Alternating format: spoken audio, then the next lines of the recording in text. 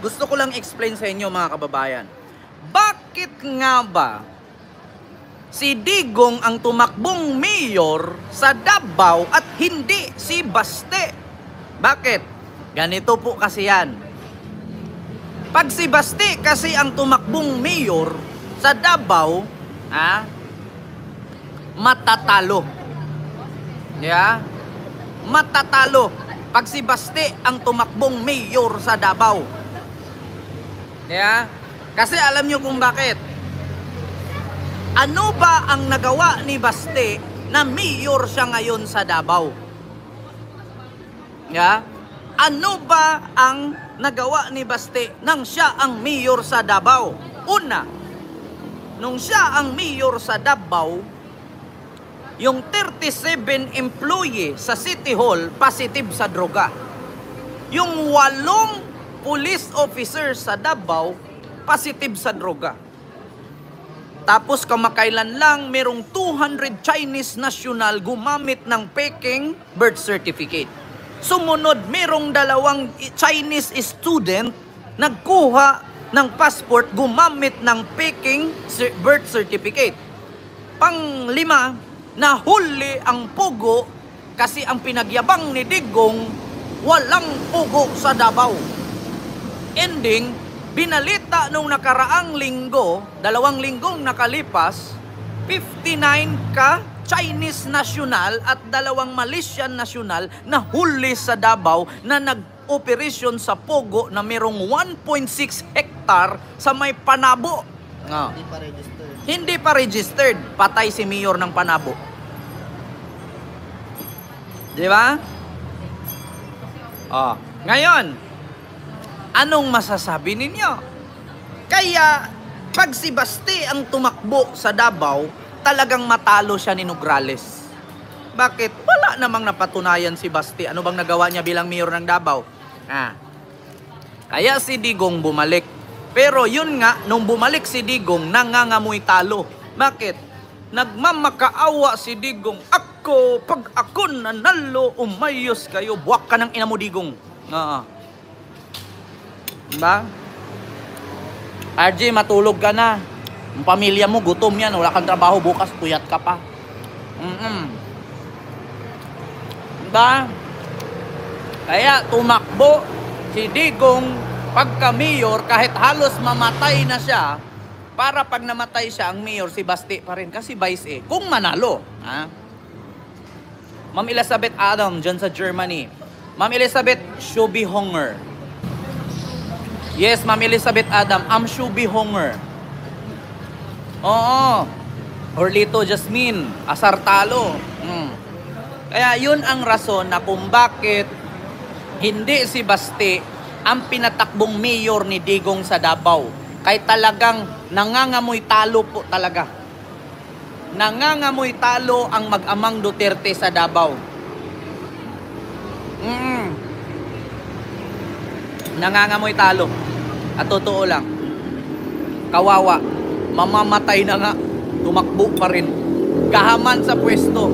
Alam mo, Tatay Digong, at totoo lang, may tatay din ako. Pero hindi kriminal May tatay din ako, pero hindi kawatan Hindi drug protector ang tatay ko. Tatay ko lang sugarol. Matotoo lang,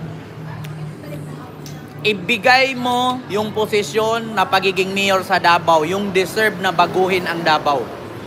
At totoo lang, ang mga taga Davao, ayaw yan magsalita laban sa inyo kasi natatakot. Sino ba namang taga Davao nakakalabanin ng mga Duterte, may death squad yan. Biruin nyo, adik nga daw di umano na hindi dinaan sa due process, pinatay Hindi pa nga sure na adik, pinatay na. Paano pa yung mga taga Davao na nandoon sila paglabas ni Digong, Davao na. Kaya, sa totoo lang, Digong, mag-resign ka na. Ibigay mo na sa tamang tao na makapagbago sa Davao yung posisyon na yan. Hindi ka ba naawa sa sarili mo? Mag-80 anyos ka na. Kumbaga, 65 years old, resign ka na. Di ba? 65 years old, senior citizen ka na. Di ba? Tapos, 80 plus ka na, mag-mayor ka pa rin, gaano ka ba kagahaman? Hindi ka ba naawa sa sarili mo? Ibigay mo sa bagong mamuno sa Davao yang Davao. Biruin nyo, 2 dekada kayo dyan namuno sa Davao. Ni minsan, hindi kayo tinatalo ng baha dyan. Laging baha ang nananalo. Hindi nyo na tatalo yung baha. Ibigay mo na sa deserve. Alam mo bakit? Huwag mong iasa sa anak mo yung Davao. Walang mangyari. Ang anak mo kung hindi mag-surfing, maglasing, ganyan pa. Sabi ni Ma'am Sel Ordanes, di pa puno ang bulsa, kulang pa daw. Okay ng inang yan, mamamatay ka na, digong. Madadala mo pa ba yung pera na yan? Di ba? Dapat Muslim. Ako mainggit sa Duterte. Hoy, God forbidden, hindi ko pinapangarap yan. Hindi ko pinapangarap na mag-inggit sa mga Duterte. Puki ng inang yan. Buong mundo kahihiyan. Buong Pilipinas kahihiyan. Wala akong dapat ikainggit. Bakit? Kung kainggitan lang din naman ang pagnanakaw ng pera ng bayan at kung kainggitan lang din naman ang pagprotekta sa droga, wag na. Di ba? Bakit? May magiging future ba ako pag naging politician ako at magnakaw ako ng pera sa bayan? May magiging future ba ang pamilya at sumusunod na henerasyon ko kung magdroga ako? Wala. Bakit ko kainggitan? Di ba? Alam mo, sa totoo lang, RG, kayo yung inggit sa akin. Bakit? Pansinin nyo, nanood kayo dyan, napakadami ninyo. May channel ako. Habang nanonood kayo, kumikita ako. Ngayon, sa kakapagtanggol ba ninyo kay Digong, kumikita ba kayo? Pakisagot. Mga DDS na matatalino, di umano. Sa kakapagtanggol ninyo kay Digong, kumikita ba kayo? Di ba? Sabi ni Duterte, huwag mong subukan, masira ang buhay mo, puki ng ina. Di ba? Sinugralis na lang ang pag-asa ng Davao. Totoo yan. Alam nyo, sa totoo lang, 3 beses ako nakapunta ng Davao, hindi ko na pinangarap bumalik. Unang beses pumunta ako, nabaha. Pangalawang beses pumunta ako, ulan, baha pa rin.